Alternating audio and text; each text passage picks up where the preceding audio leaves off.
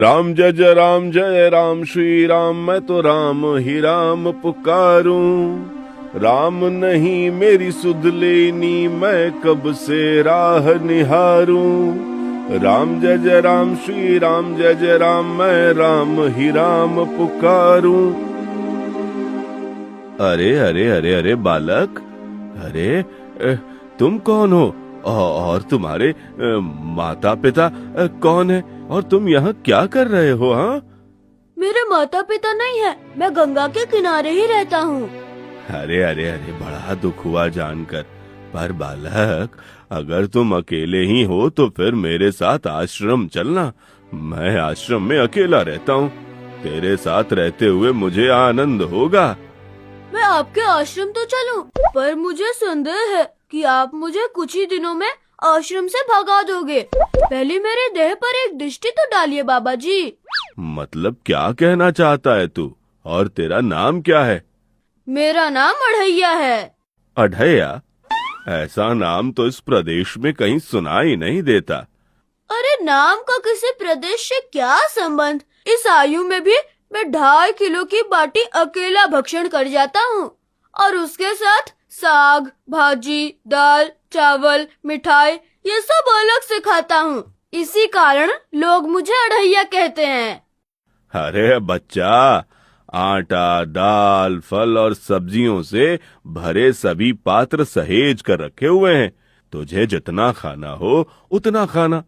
और तेरा ये अढ़ैया नाम भी मुझे बहुत लुभावना लगा। चल, अब मेरे साथ आश्रम चल।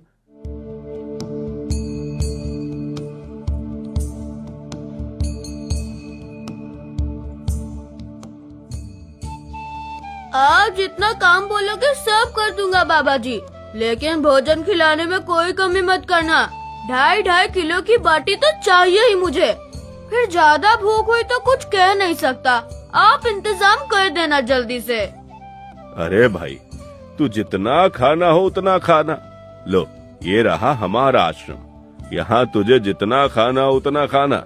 लेकिन हमारे आश्रम का एक नियम है कि एकादशी के दिन उपवास होता है। मतलब उपवास में क्या करना होता है? उस दिन आश्रम में चूल्हा नहीं जलेगा। उस दिन भूखा ही रहना पड़ेगा। वो महीने में कितनी बार आती है? एकादशी 2 बार, एक पूर्णिमा की एकादशी और दूसरी अमावस्या की। तो 2 दिन भूखा रहना पड़ेगा। हाँ। नमो नारायण, मैं जा रहा हूँ। पर क्यों? नहीं बाबा जी, एकादशी के उपवास करने पड़े यह मुझे पसंद नहीं। ठीक है, उपवास के दिन तू फल खा लेना, भर पेट, और दूध पी लेना जितना पी सके। अब तो ठीक है ना? नहीं बाबा जी, बाटी तो चाहिए ही 2.5 किलो की, वरना मेरी भूख नहीं मिटेगी। पर आश्रम का नियम है। वो जो भी नियम हो, या तो नियम सुधारो या तो मुझे जाने दो। तो ठीक है, तू चाहे जितना भोजन कर, पर आश्रम में चूल्हा नहीं जलेगा।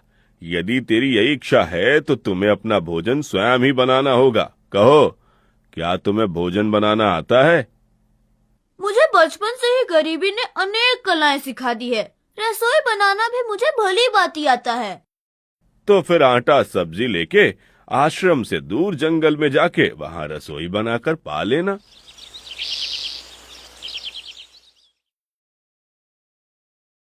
वैसे तू एकादशी करता तो मुझे आनंद होता, लेकिन तू समझता नहीं है। पर ठीक है, आश्रम में रसोई मत बनाना, एकादशी कल ही है। हाँ बाबा जी, आप मुझे रसोई का सामान दे देना, मैं बाहर जाकर खाऊंगा। आप यहाँ एकादशी करना।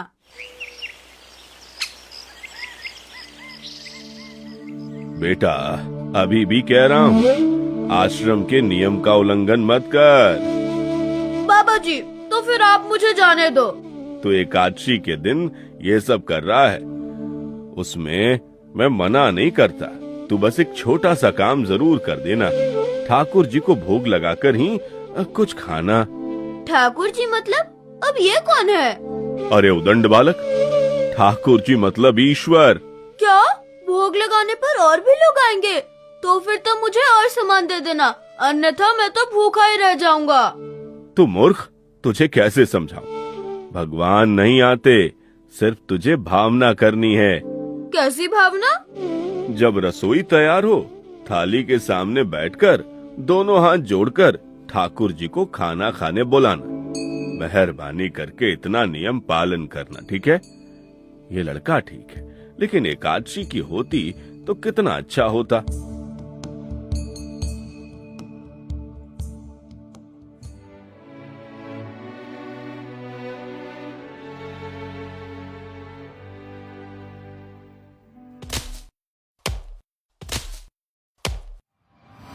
गुरुदेव के ठाकुर, अब खाना खा लो। स्वामी, भोजन तैयार है, कृपया आइए। प्रभु, आप इतनी जल्दी किस और प्रस्थान कर रहे हैं? सब कुछ ठीक तो है?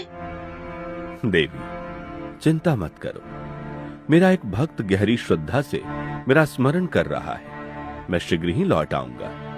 आपका जाना तो आवश्यक होगा ही प्रभु। बस जल्द वापस आ जाइए, मैं प्रतीक्षा करूंगी। अवश्य देवी, मैं अपने भक्त का मन शांत करके तुरंत वापस आ जाऊंगा। गुरुदेव के ठाकुर, आप खाना खा लो। ओ भैया, आप कौन हो?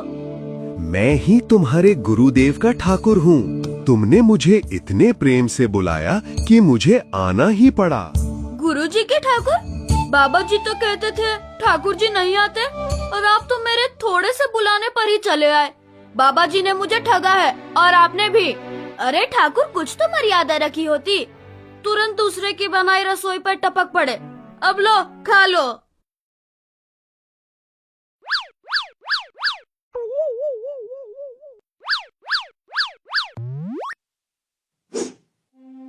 तू आ गया? तूने एकादशी नहीं की? मुझे अच्छा नहीं लगा। भरपेट खाया तूने? मैं खाऊं क्या? वहाँ तो ऐसा लग रहा था जैसे पूरी रसोई जादू से गायब हो गई। सब उड़ा उड़ा के खा गए और मैं बस देखता रह गया। ये आपके ठाकुर मान मर्यादा और विवेक कुछ समझते भी हैं, या यूँ मुझे परेशान करने की ही ठान रखी है आप दोनों ने? एक तो तूने एकादशी नहीं की और ठाकुर को क्यों अपवाद कर रहा है? हाँ? अरे तो अब मैं क्या करूं? आपने जैसा कहा था वैसे ही मैंने हाथ जोड़कर बोला, गुरुदेव के ठाकुर पधारो। और हुआ क्या? जैसे पहले से ही तैयार बैठा हो, आते ही सीधे खाने पर टूट पड़ा। मैं अपनी बात पूरी भी नहीं कर पाया, और उधर तो सब चट साफ, पूरा का पूरा भूखा निकला। भगवान थोड़े तेरे पास आएंगे। एक तो खाना भी खा लिया और झूठ भी बोल रहा है। मैं झूठ नहीं बोलता बाबा जी। हाँ,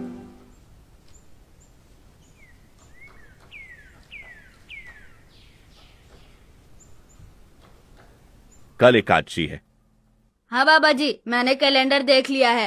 कल मैं 1.5-2 किलो नहीं, पूरे 5 किलो आटा लूंगा, क्योंकि आपका ठाकुर आता है। 2.5 किलो का खाना उनका और 2.5 किलो का मेरा। तुझे जितना लेना हो उतना ले लेना। या तो तेरी खुराक बड़ी होगी, या तो मेरे मित्र आए होंगे खाने। ठाकुर जी को अपवाद क्यों कर रहा है?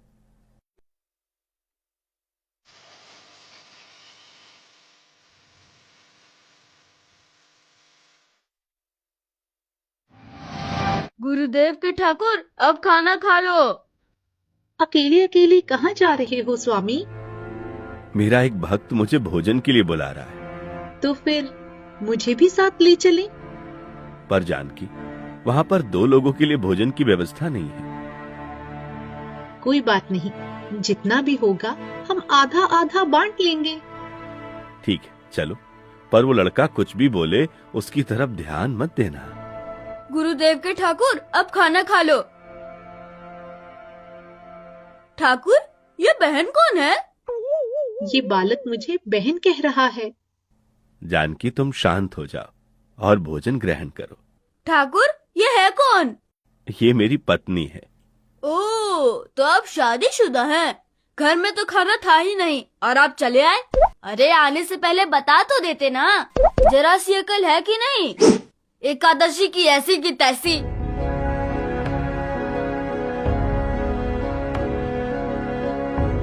आज क्या हुआ?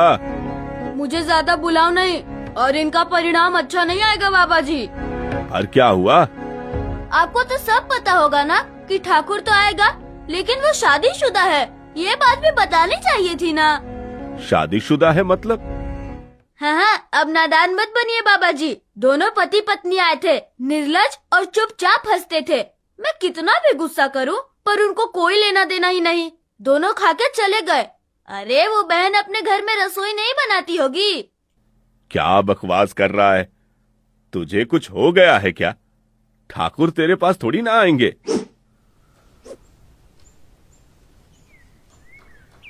कल एकादशी है। हाँ हाँ, मैंने कैलेंडर पहले ही देख लिया है। आज मैं 5 किलो आटा नहीं लूंगा, 7.5 किलो आटा लूंगा। 2 लोग वो और एक मैं। तुझे जितना ले जाना है उतना राशन ले जाना। मैं कब मना कर रहा हूँ, पर तू झूठा नाटक मत करा कर। नाटक नहीं कर रहा गुरुजी, मैं झूठ नहीं बोलता हूँ। आप ही खेल खेलते हो। 2 एकादशी से भूखा मार डाला मुझे।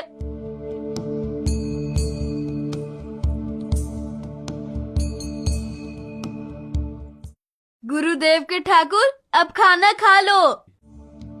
आप अकेले अकेले कहाँ जा रहे हैं? मैंने रात दिन आपकी सेवा की है और भंडारा खाने आप अकेले जाओगे? लक्ष्मण, तुम्हारा स्वभाव बहुत गर्म है और वो लड़का कुछ भी बोले, पर तुम उसे कुछ नहीं बोलोगे। ठीक है भैया, जैसा आप कहें, नहीं बोलूंगा। गुरुदेव के ठाकुर, अब खाना खा लो। ओ भैया, ये दूसरा भैया कौन है? वो मेरा छोटा भाई है। क्या आप मुझे एक बार में नहीं बता सकते कि आपके घर में कितने लोग भूखे हैं? रोज एक नई व्यक्ति को ला बैठते हो। भैया, ये तो बड़ा क्रोध कर रहा है। लक्ष्मण, चुप रहो और भोजन में ध्यान दो।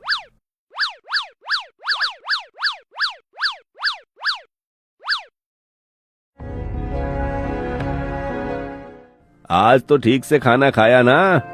मुझे गुस्सा मत दिलाओ बाबा जी। पता नहीं इस बच्चे की क्या समस्या है। कल एकादशी है। हाँ बाबा जी, मैंने कैलेंडर में देख लिया है। आज मैं 10 किलो आटा लूंगा। 10 नहीं, 20 किलो राशन ले जा। लेकिन तू झूठ बोल के ठाकुर का अपमान मत कर। आप मेरी बात कभी नहीं मानोगे। मैं झूठ नहीं बोलता। गुरुदेव के ठाकुर, अब खाना खा लो। आज मैं भी आपके साथ जाऊंगा प्रभु। चलो हनुमान, वहाँ कुछ बोलना नहीं, चुपचाप भोजन पा लेना। गुरुदेव के ठाकुर, खाना खा लो। ठाकुर, अब ये दूसरे भैया कौन है? वो मेरा सेवक है। सब कुछ यूं ही छोड़कर अड़ैया क्रोधित होता हुआ आश्रम की ओर चल पड़ता है। कुछ दिन बीते और फिर नई एकादशी आने वाली थी, मगर अब अड़ैया का सब्र का बांध टूट चुका था। कल एकादशी है। हाँ, मैंने कैलेंडर पहले ही देख लिया है। आज मैं 12.5 किलो आटा ले जाऊंगा। कुछ भी हो जाए, आज उन लोगों को छोड़ूंगा नहीं। मन में ऐसा विचार करते हुए अड़ैया रसोई बनाने जंगल की ओर निकल पड़ता है। गुरुदेव के ठाकुर, अब खाना खा लो। अरे यार, आज तो तूने कुछ बनाया ही नहीं। अब ऐसा ही होगा। आपके भैया को बोलो लकड़ियाँ काट के लाए, और इस पवन पुत्र को बोलो आग जलाए। आपकी पत्नी को बोलो रसोई बनाए, और आप उन्हें मदद करो। और भोजन तैयार हो तब मेरी थाली अलग करके फिर अपना पाना। मैं वहाँ बैठा हूँ। अरे, तेरी बनाई हुई रसोई तो हम पिछली 4 एकादशी से पा रहे हैं, लेकिन आज हम तुझे खिलाएंगे। हनुमान, तुम लक्ष्मण को साथ ले जाकर लकड़ियां काट लाओ।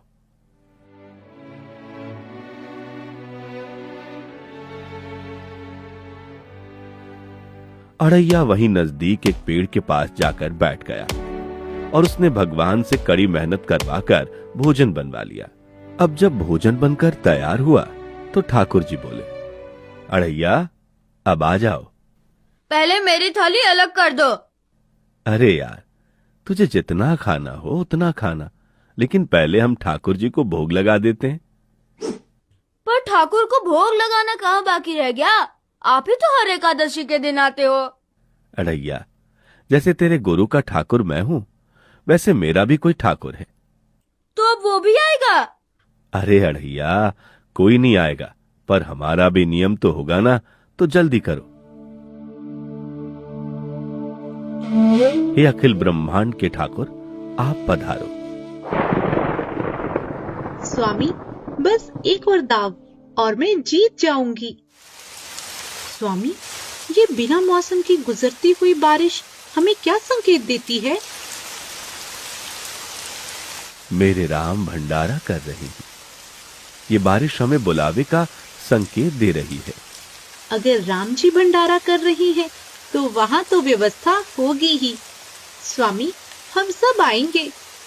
हाँ पार्वती, जाओ, कृतिमुख मेरे सभी गणों को बुलावा भेजो। जो नहीं आएगा उसे मैं अपना नहीं मानूंगा। उनमें से एक दैत्य जाकर पूरे ब्रह्मांड में बुलावे की घोषणा करता है। कुछ ही देर में पूरी शिव मंडली वहां जाने को इकट्ठा हो जाती है। कुछ ही पलों में पूरी शिव मंडली अड़ैया की रसोई के पास पहुंच जाती है। इतना देखकर अड़ैया क्रोध से भर जाता है और मन में सोचता है, सबने मुझसे छल किया। क्या गुरुजी, क्या ठाकुर जी, और अब ये ठाकुर के भी ठाकुर जी। हे अखिल ब्रह्मांड के स्वामी, आज मुझ तुक्ष को अपने चरणों में स्थान दो। इतना देखकर अड़ैया मन में सोचता है, ये ठाकुर तो खुद ही इनके चरणों का दास है। मेरा सब किया व्यर्थ गया। असली ठाकुर तो ये लगते हैं। अच्छा होता कि पहले ही मैंने इनको भोजन पर बुलाया होता, तो बीच में ये भुक्खड़ ठाकुर से तो बच जाता। आइए प्रभु, पलंग पे बैठिए। आओ अड़ैया, बैठो। मेरा आज एकादशी का उपवास है। अरे बैठो तो सही।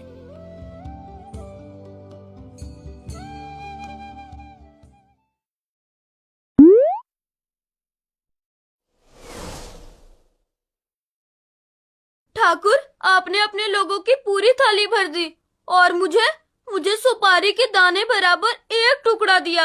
आज मेरी एकादशी है, आप खाओ। अरे अड़ैया, तू चख तो सही। तेरी बनाई रसोई तो हम बेटा रोज चखते हैं। आज तू इतना तो चख ले। अरे ये क्या हो रहा है मुझे?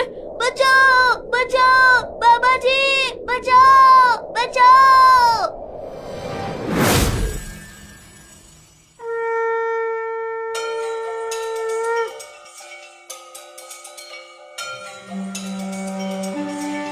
उठो अड़ैया। हे असंख्य जीवों के मालिक, मुझे माफ कर दो। मैंने आपको बहुत भला बुरा कहा। मैं आपको जान नहीं पाया। नहीं अड़ैया, तुम मुझे दिल से बुलाते थे, तभी तो मैं तुम्हारे पास आता था, और तुम्हारे सभी बंधनों को काटना मेरी जिम्मेदारी थी। जाओ, अब नई जिंदगी की शुरुआत करो। मैं अभी आया। उससे पहले ठाकुर आप और ठाकुर के ठाकुर आप यहाँ से कहीं गए तो आपको राम दुहाई है। मैं अभी आया। अब अड़ैया लपकते हुए अपने गुरुजी के पास जाता है। बाबा जी, कितने सालों से ठाकुर मंदिर में विराजे हैं? 100 साल से। कभी ठाकुर ने रूबरू आकर भोजन पाया है? नहीं नहीं, तुझे मैं पहले कितनी बार बता चुका हूँ कि ठाकुर जी खुद नहीं आते। तो आओ और देखो, ठाकुर भी खा रहे हैं और ठाकुर के ठाकुर भी खा रहे हैं। मुझे तंग करना कब छोड़ेगा? 5 एकादशी से तू व्रत खंडित कर रहा है, और अब मुझे बेकार आए कि ठाकुर जी आए हैं। बाबा जी, मेरी बात का बस एक बार विश्वास कीजिए। मैं झूठ नहीं बोलता। आप मौका ना चुके बाबा जी। आओ और देखो। अच्छा चल दिखा, क्या दिखा रहा है? अगर ये तेरी कोई शरारत निकली तो मैं तुझे श्राप का भागी बना दूंगा। साधु ने जब स्वयं साक्षात अपने ठाकुर जी को देखा तो स्तब्ध रह गया। तू महान है, तू महान है रे अड़ैया, तू महान है। वास्तव में मुझे मेरे राम के पैर पड़ना चाहिए, लेकिन फिर भी मैं तेरे पैर पड़ता हूं, क्योंकि तेरी इस क्रांति की वजह से मैंने अपने ठाकुर को पाया। तूने मेरे हरि को प्राप्त किया। तू महान है अड़ैया,